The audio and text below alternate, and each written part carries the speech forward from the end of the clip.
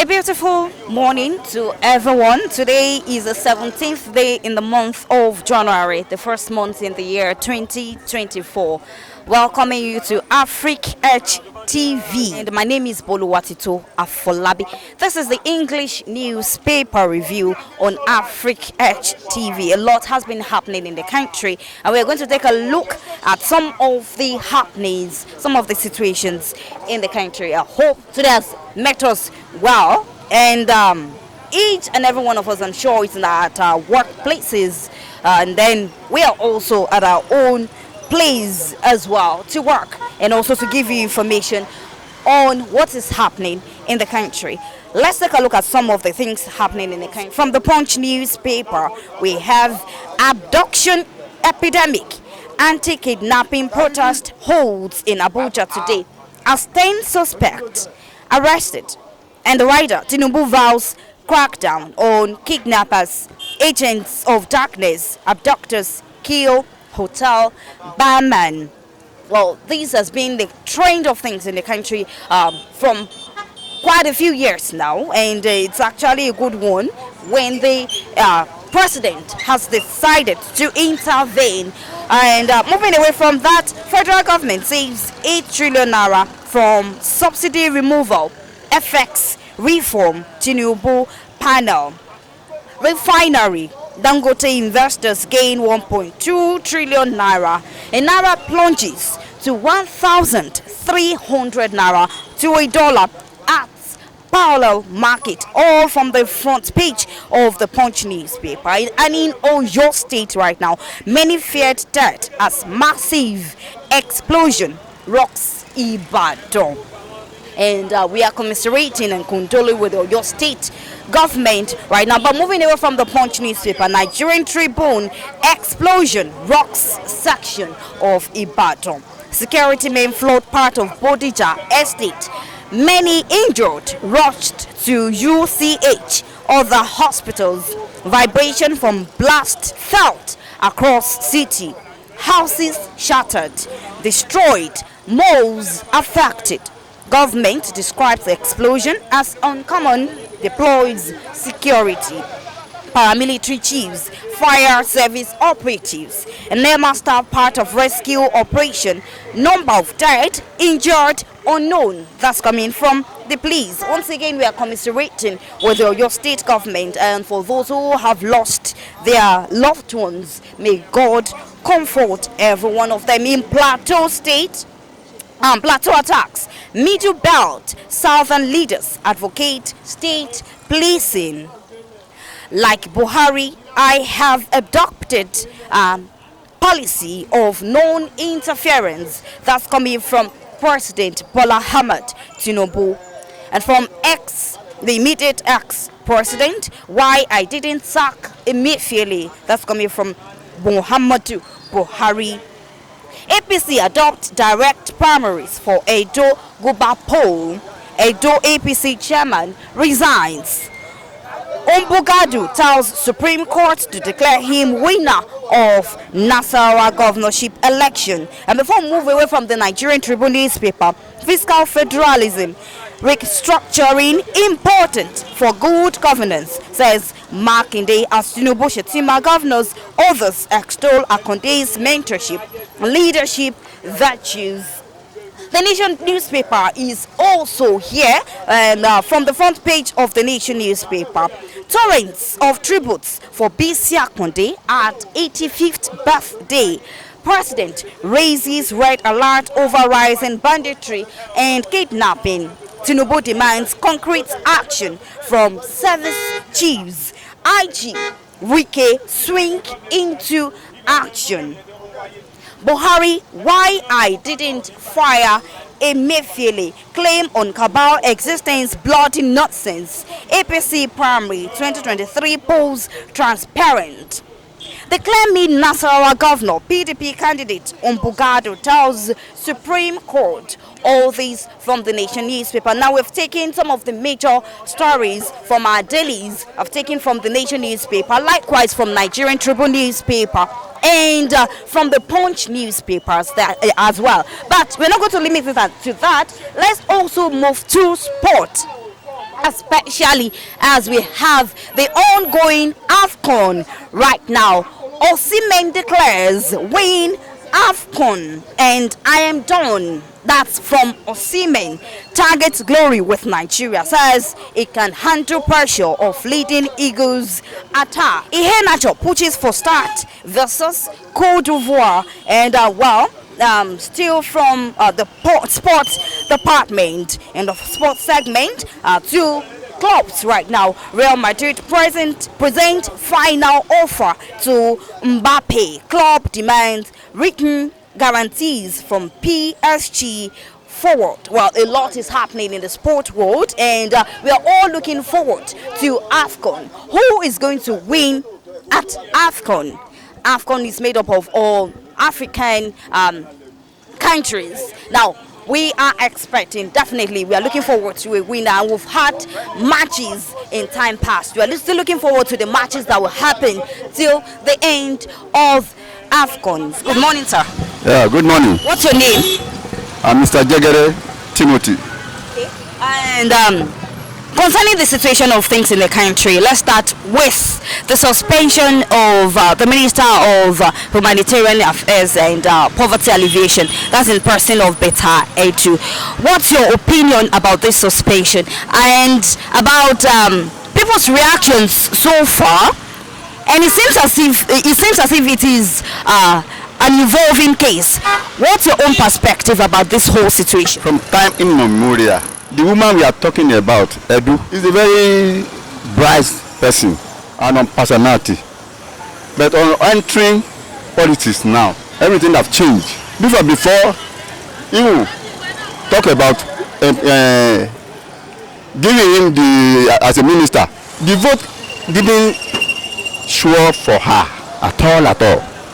But with the influence of our president, with the trust having in her, by the time immemorial, but the president wants her to try as much as possible as she used to do before, but you can't find her like that.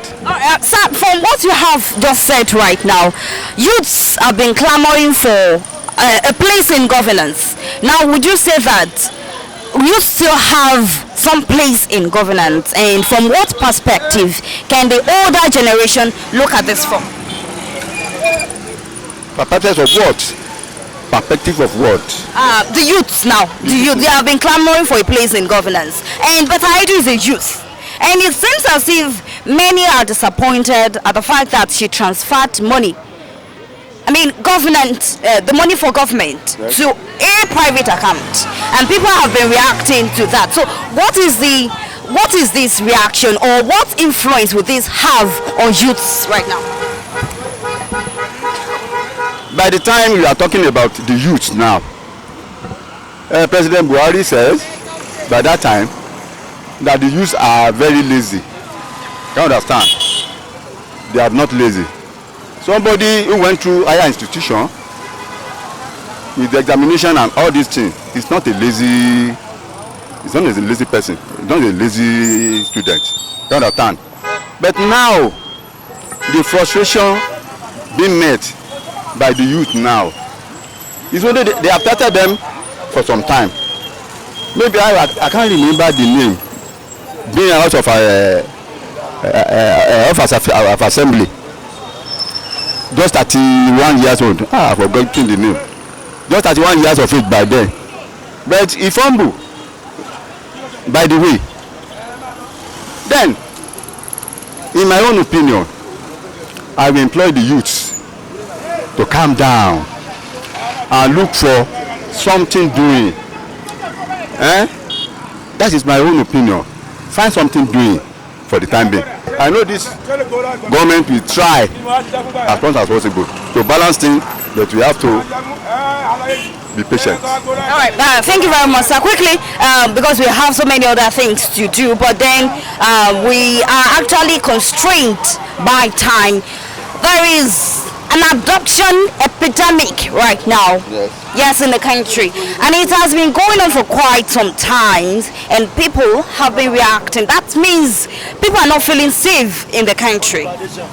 And right now, as we speak in Abuja, people are planning to hold protests in the country, most especially in Abuja. Now, as an elderly person, how would you compare the security of then to the security situation that we have right now in the country? It is a very different time at all. Very different time. By the time you are talking about, you can sleep and then open your eyes. You close your eyes. I mean, sorry. You sleep, you close your eyes. But by this time around, you can't just sleep and close your eyes, because you can't know any time, any day, that you will see 2 or 3 with a gun, and say you stand up and then enter a car and then they drove you away. But by the time this administration is moving on, I wish maybe by 1 year to this time everything might have closed up, because these military men, not for them to come and take the presidential and something, the government, they are being promoted every 3 months. So Nigeria is trying about the military men. Look at the on the 15th military day. Can't understand me? It was done the day before yesterday, on the 15th. Can't understand? Look at how everybody is being converged on them and praise them that they have lost their life for the country. Can you understand me? I know this particular administration will be trying to curb the kidnapping and robbery and all these things. So I wish. All right, we hope that the country will be safe once again and will have a haven back in the country. Lastly, before we wrap it up this morning, let's quickly move to sport. The ongoing AFCON in Africa. What's your view about this? And well, do you have speculations on who might be the winner at the end? Who is carrying the cup at the end of the day? Fortunately, I'm a sportsman. I did everything on sport. I'm a manager, I'm a player. I was once a match commissioner. Don't understand me. I'm once a grade 1 referee. Can you understand me now? I know I've been experiencing so many editions of the AFCON. I'm telling you about the facilities and the equipment they use in Ivory Coast now. I give them kudos. I watch every game. By 3 now, I be at the something. Can you understand me? Now, small teams, we don't call them small team now, because everybody is improving day by day. Example, look at Namibia beating Tunisia, small rat. Look at Nigeria, Equatorial Guinea. Equatorial Guinea to us, 108 to 30 to 40 or 39. Nigeria on the FIFA ranking. Can you understand me? I'm beginning to enjoy them. That on the 20th that we be ending. I want it to be another month more, because they are improving every day by day. All right, so who are the teams playing today? And then should we look forward to, do you have someone in mind that might win at the end of the day from what they have built so far and the strength of their team? Okay. I'm in Nigeria. I have to be optimistic. I know we will be one of the finalists, either silver or gold.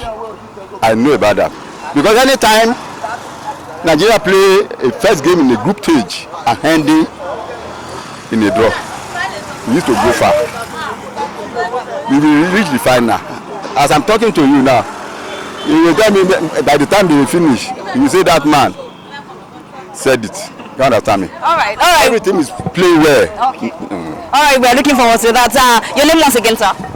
Jegede Timothy Ibekun. All All right. Thank you very much for doing us the honors of being on our English newspaper review this morning. A beautiful day to you, sir. All right, that's all we have on the English newspaper review on Africa Edge TV this morning. Kudos to those who have worked behind the scene in person of Oluwashino Olaiya. Likewise, we have Adenipekun Afolabi, Ariyo Okpeyemi, and Feisheton Ikotu.